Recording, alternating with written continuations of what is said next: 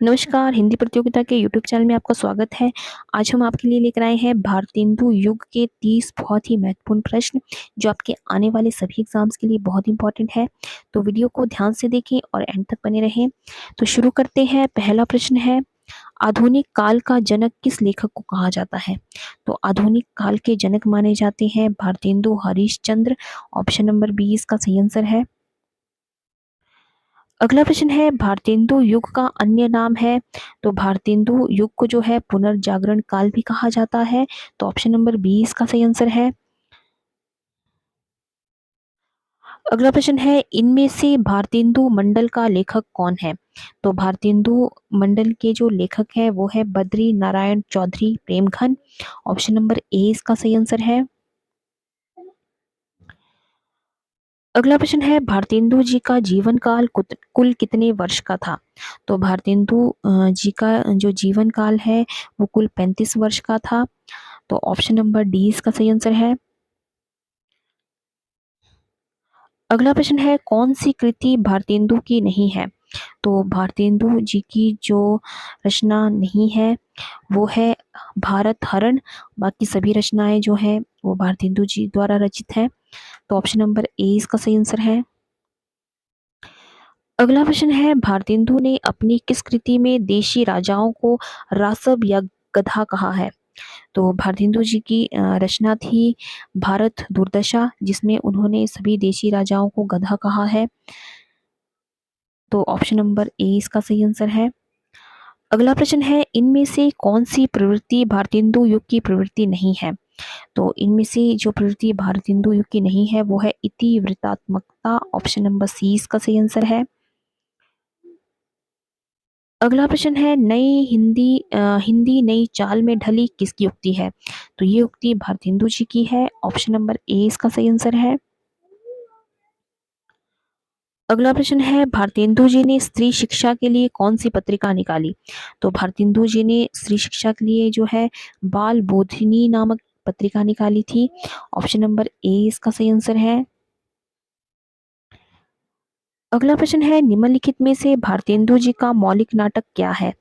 तो भारतेंदु जी का जो मौलिक नाटक है वो है option number D Andher Nagari.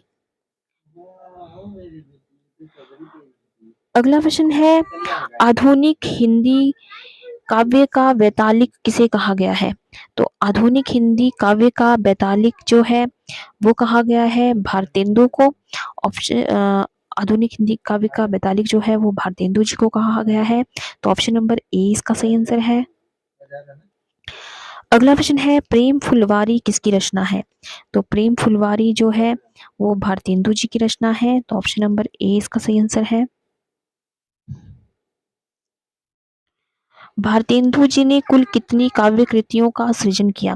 तो भारतेंदु जी ने कुल 70 काव्य कृतियों का सृजन किया था। तो ऑप्शन नंबर सी इसका सही आंसर है। पैधन विदेश चली जात यह अति ख्वारी, ये जो पंक्ति है वो किसकी है? तो ये पंक्ति भारतेंदु हरिश्चंद्र जी की है।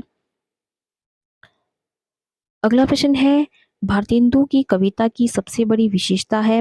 तो भारतेंदु की कविता की जो सबसे बड़ी विशेषता है वो है प्राचीन और नवीन का समन्वय। ऑप्शन नंबर ए इसका सही आंसर है। अगला प्रश्न है, इन्हें द्वितीय भारतेंदु भी कहते हैं, तो ये कथन किसका है?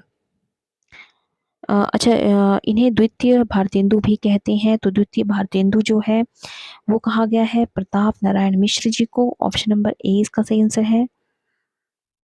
अगला प्रश्न है, नूतन ब्रह्मचारी नामक उपन्यास के लेखक कौन है? तो नूतन ब्रह्मचारी उपन्यास श्रद्धाराम फुलोरी जी का है। ऑप्शन नंबर बी इसका सही आंसर है। आनंद अरुणोदय किसकी रचना है? तो आनंद अरुणोदय जो है वो प्रेमघन की रचना है। ऑप्शन नंबर सी इसका सही आंसर है। अगला प्रश्न है, आचार्य रामचंद्र शुक्ल ने हिंदी का पहला उपन्यास इनमें से किसे माना है? तो आचार्य रामचंद्र शुक्ल ने हिंदी का पहला जो उपन्यास है वो परीक्षा गुरु को माना है। तो ऑप्शन नंबर सी इसका सही आंसर है। अगला प्रश्न है, समस्या समस्या पूर्ति सर्वस्य नामक ग्रंथ के लेखक कौन है? तो समस्या पूर्ति सर्वस्य के जो ग्रंथ के जो लेखक है वो है अंबिका दत्त व्यास। ऑप्शन नंबर सी इसका सही आंसर है। अगला प्रश्न है बाल मुकुंद गुप्त की साहित्यिक प्रसिद्ध का मूलाधार है। तो साहित्यिक प्रसिद्ध का जो मूलाधार है वो है जोगड़ी का संग्रह, जोगीड़ों का संग्रह। ऑप्शन नंबर सी इसका सही आंसर है। अगला प्रश्न है भारतेंदु मंडल के किस लेखक को उस युग का अत्यंत सजग, सतर्क, गहरी सूझबूझ वाला तथा भारतेंदु का सफल उत्तराधिकारी माना जाता है? तो वो है Jagmohan Singh. Option number D इसका सही आंसर है। सॉरी, बाल मुकुंद गुप्त को जो है वो भारतेंदु युग का एक सजग और सतर्क, गहरी सूझबूझ वाला जो है एक सफल उत्तराधिकारी माना जाता है। तो ऑप्शन नंबर सी इसका सही आंसर है।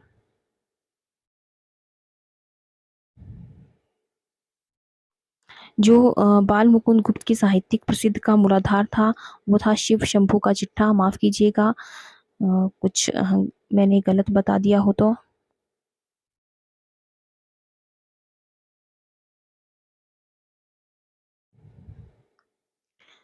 अगला प्रश्न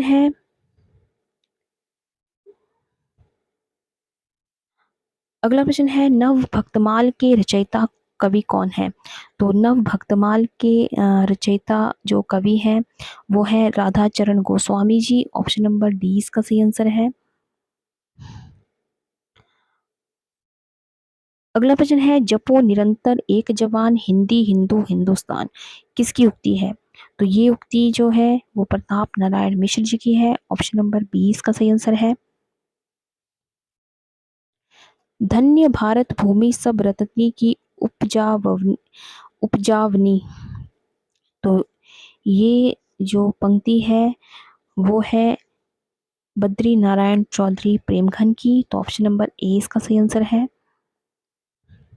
अगला प्रश्न है हमारो उत्तम भारत देश किसकी उक्ति है? तो ये उक्ति है राधाचरण गोस्वामी की। ऑप्शन नंबर ए इसका सही आंसर है। अगला प्रश्न है प्रेम संपत्ति लता किसकी रचना है? तो प्रेम संपत्ति लता जो है वो जगमोहन की रचना है, Jagmohan Singh. Option number C इसका सही आंसर है। अगला प्रश्न है हिंदी प्रदीप अखबार किससे संबंधित है? तो हिंदी प्रदीप अखबार जो है वो संबंधित है बालकृष्ण भट्ट से। ऑप्शन नंबर बी इसका सही आंसर है। अगला प्रश्न है रहीम के दोहों पर कुंडलियां किसने बनाई है? तो रहीम के दोहों पर कुंडलियां बनाई है राधा कृष्ण दास ने। तो ऑप्शन नंबर सी इसका सही आंसर है। तो ये थे आज के भारतेंदु युग पर आधारित टॉप 30 मोस्ट इम्पॉर्टेंट क्वेश्चंस। तो आई होप आपको ये वीडियो पसंद आया हो तो वीडियो को लाइक करें और ज़्यादा से ज़्यादा शेयर करें। और अगर आपने अभी तक चैनल को सब्सक्राइब नहीं किया है तो चैनल को सब्सक्राइब करना बिल्कुल ना भूलें। तो आज की वीडियो में बस इतना ही। मिलते हैं एक नई वीडियो में कुछ नए प्रश्नों के साथ। तब तक के लिए जय हिंद, जय भारत।